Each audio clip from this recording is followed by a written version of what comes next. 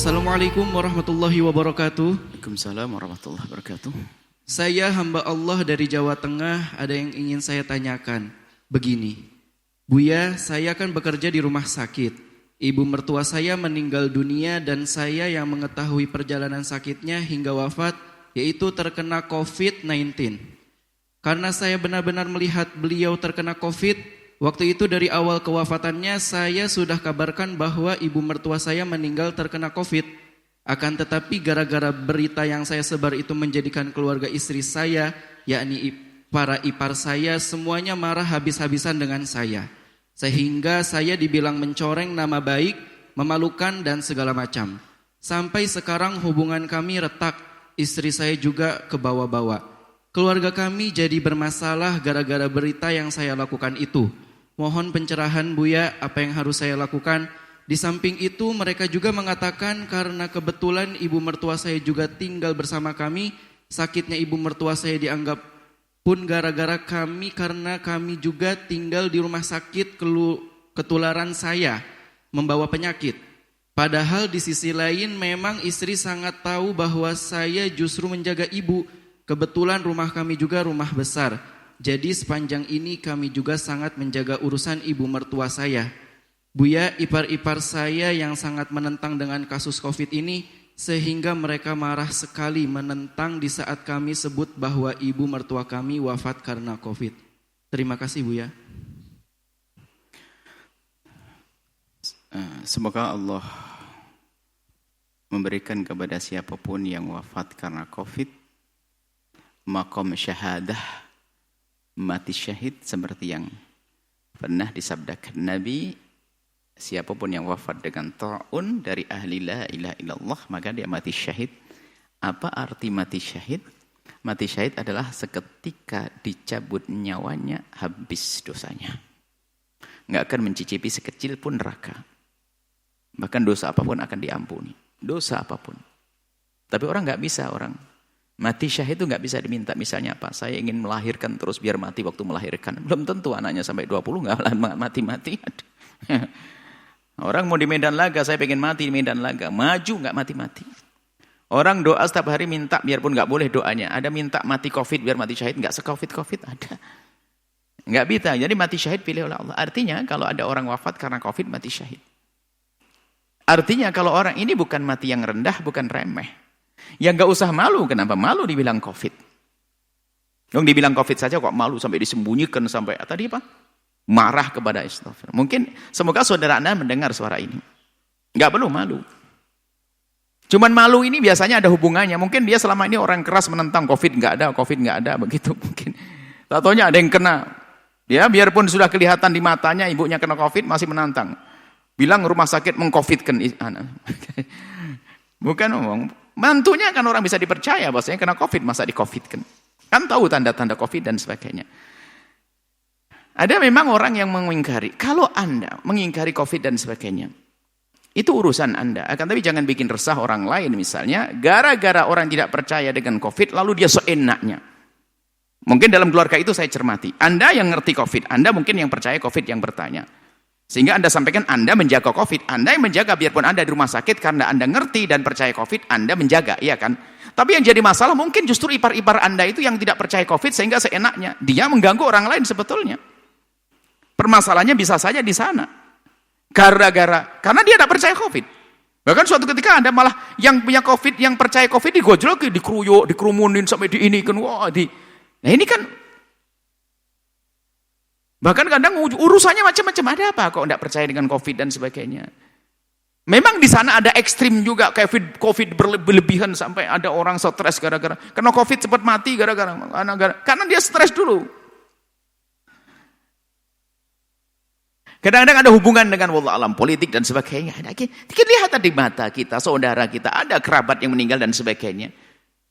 Dan COVID ini bukan penyakit aib, bukan celah dosa, bukan syahid, mati syahid. Gejalanya flu seperti ini. Namanya flu. Maksud kami adalah biasa sajalah.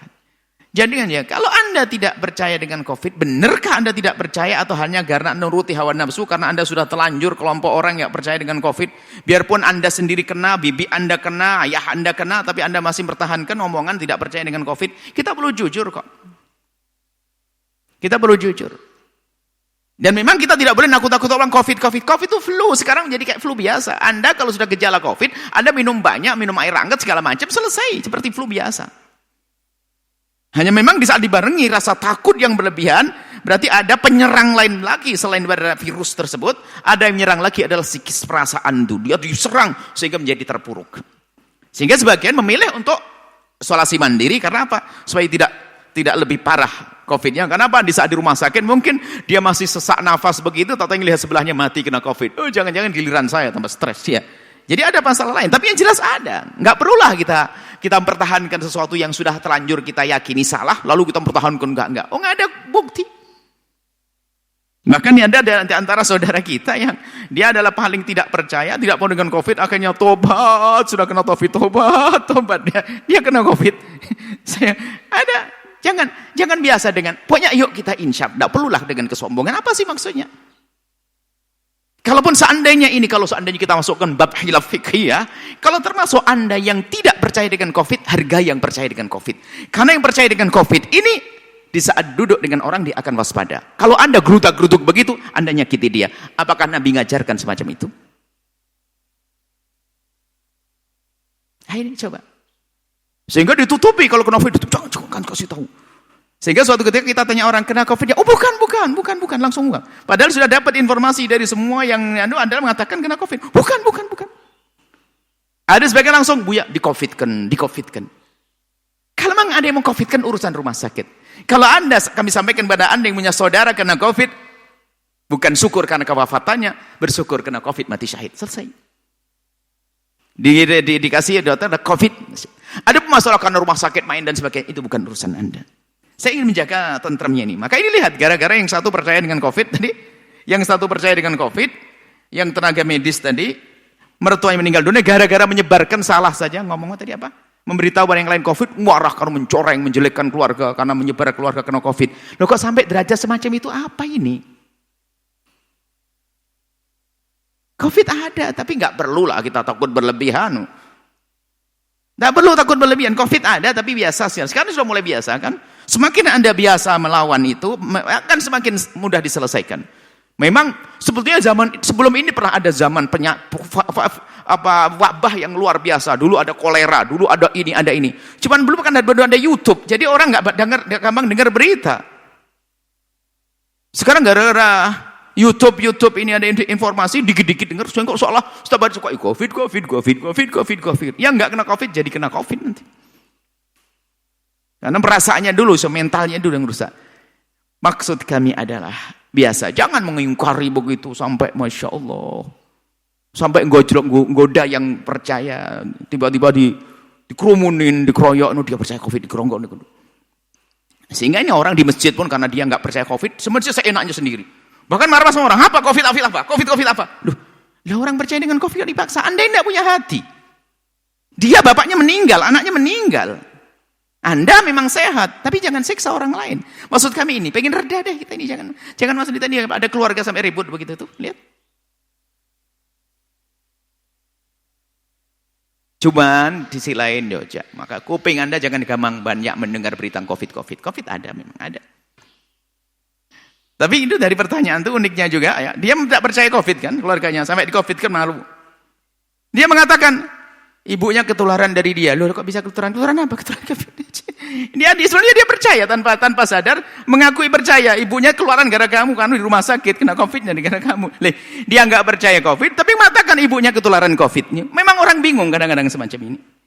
Dia percaya COVID tapi ibunya ketularan COVID gara-gara marah lagi. Sebetulnya kan luapan amarah karena adik yang merawat ibunya yang di rumah sakit tadi terlanjur menyebutkan sehingga marah.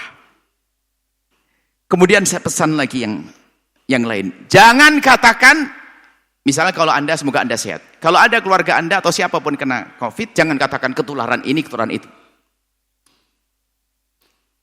Jangan katakan ketularan siapapun. Jangan mengatakan. Karena bisa saja bukan. Begini loh ya. Ada seorang laki-laki sehat kekar. Sehat dia. Cuman dia termasuk orang yang ceroboh tadi, di luar pergaulannya banyak. Di rumah tiba-tiba istrinya kena COVID. Setelah istrinya kena COVID sampai mungkin meninggal atau sehat. Baru giliran setelah istrinya suaminya. Lalu suaminya berkata, aku ketularan istri saya. Kan begitu bahasanya. Padahal sebetulnya bukan begitu kisahnya. Dan hanya Allah yang tahu. Akan tetapi istrinya itu karena fisiknya lemah. Suaminya itu yang sering keluar sama orang membawa virus tersebut. Sampai kepada istrinya. Di saat dia menjaga istrinya, dia mulai panik. Dia baru ketularan karena lemah fisiknya. Jadi sebenarnya dia dulu yang membawa kepada istrinya, baru kepada istrinya ke dia. Sudah menuduh istrinya nularin. Makanya jangan sekali kali mengatakan, aku ketularan oleh kamu. Jangan. Kita tidak tahu. Sudah kalau ketemu orang COVID, ya sudahlah. Kita menjaga jarak, kita tetap sayangi dan seterusnya. Ini problem kompleks ini. Kita tidak ingin, Masya Allah, ini problem di negeri ini sudah luar biasa, problem agama. Gara-gara COVID, rumah berantem nih. Sama iparnya nggak akur.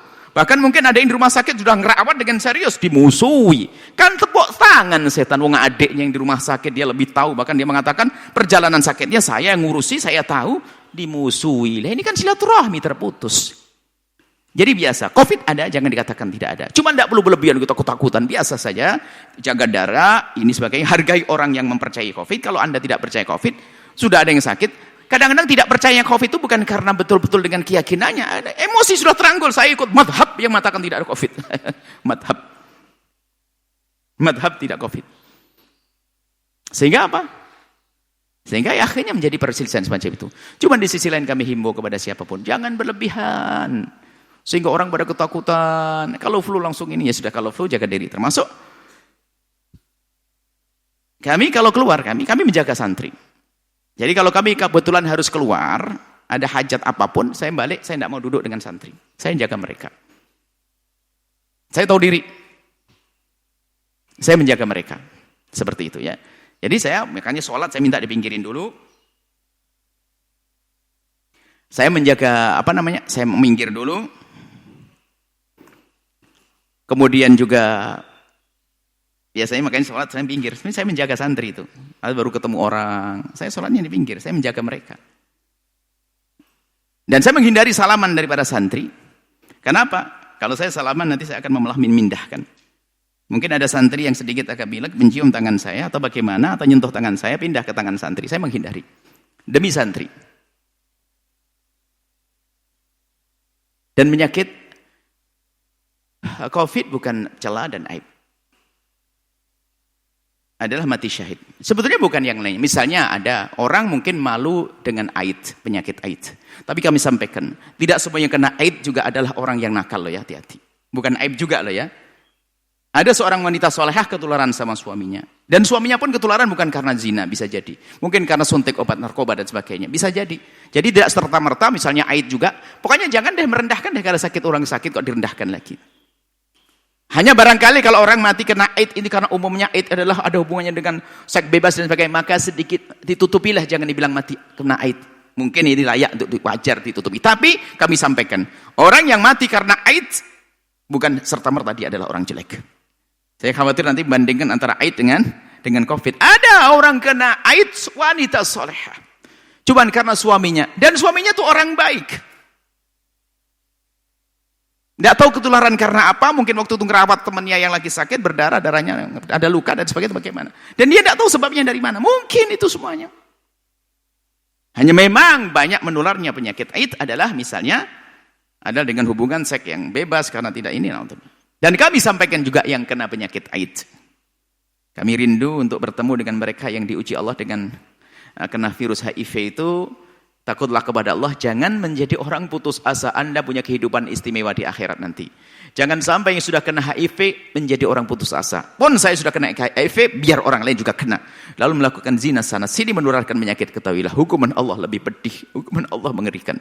Yang sudah kena penyakit AIDS misalnya, ihtisab, mengharap pahala dari Allah. Mungkin Anda memang punya masa lalu yang kelam, tapi dengan sakit itu akan Allah hapus. Maka tetap jaga diri. Kalau seharusnya menikah, ngomong kepada calon pasangannya bahwa Anda kena penyakit itu, agar di saat berhubungan bisa saling menjaga. Jangan menutup, bahkan jangan terlintas di hati Anda ingin merusak orang lain. Naudzubillah. Sudah diseksa di dunia, akan diseksa lagi di akhirat. Tapi menjaga. Kalau harus menikah, tunjukkan kalau Anda kena AIDS, kena HIV, kemudian nanti cara hubungan seperti itu, ada caranya menurut petunjuk dokter agar tidak menular. Selesai insya Allah. Semoga Allah menjaga semuanya. Panjang kemana-mana nanti. Karena memang sedih sekali kita mendengar dua kubu ini. Sampai urusan vaksin berantem. Ya nggak apa-apa tidak vaksin, tapi tolong minum sehat. Minum sehat. Madu, segala macam. Nggak apa-apa, dia tidak paksain vaksin. Tapi kalau tidak vaksin berangkat dari meniadakan COVID ini kan akhirnya menjadikan orang sewenang-wenang terhadap yang lainnya. Sebab ini bisa masalah berat. Yang percaya COVID dia percaya. Yang tidak seenaknya. Apakah tidak menjadikan hidup tidak enak? Maka biarpun Anda tidak percaya adanya COVID, Anda harus punya akhlak. Jaga yang percaya adanya COVID, jangan ganggu perasaannya. Anda menjaga diri maka istimewa. Hidup indah. Sudah selesai. Baik, kami sampaikan pada Anda yang bertanya, Anda sabar. Anda harus sabar dan Anda tidak boleh membalas dengan kebencian. Pada suatu ketika nanti Allah akan membalikkan hati ipar-ipar Anda akan menjadi bangga dengan Anda karena apa? Yang merawat ibundanya adalah Anda. Dan semoga saudara Anda mendengar suara ini dan selesai setelah ini Anda akan menemukan kemesraan dalam rumah Anda dan keluarga Anda. Wallahu a'lam bishawab.